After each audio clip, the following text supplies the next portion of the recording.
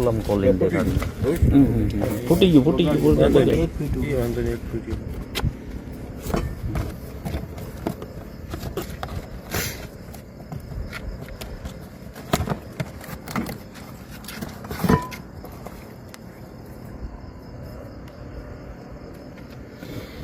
કેન્દ્ર શાસિત પ્રદેશ દીવમાંથી ગેરકાયદેસર રીતે હેરાફેરી કરતા ઇસમો ફોર વ્હીલ કારમાં પાછળની સીટમાં તથા ડેકીમાં ઇંગ્લિશ દારૂના જથ્થા સાથે પકડી પાડતી ઉના સર્વેલન્સ કોડ.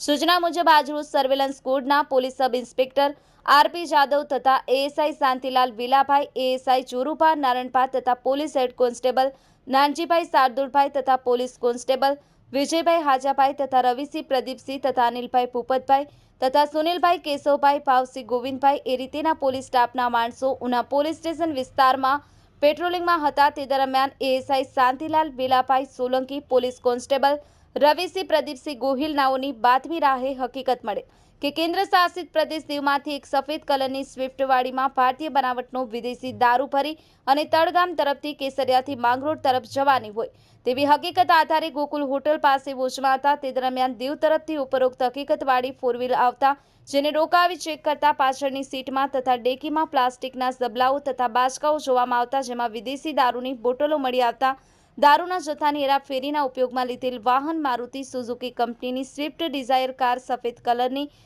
જેની અંદર 2,50,000 વાડીમાં તથા એન્ડ્રોઇડ મોબાઈલ નંગ ફોન 2 જેની કિંમત 10,000 તથા ગેરકાયદેસર રીતે પાસ પરમિટ વગર ભારતીય બનાવટની વિદેશી દારૂની બોટલો તથા બિયર ટીન નંગ 120 જેની કિંમત ₹27,891નો પ્રોહી મુદ્દામાલ સાથે મળી આવી પકડાઈ જઈ ગુનો કરેલ હોય તે અંગે પ્રોહી ધારા કલમ મુજબ ઉના પોલીસ સ્ટેશનમાં ગુનો રજીસ્ટર કરાવેલ છે.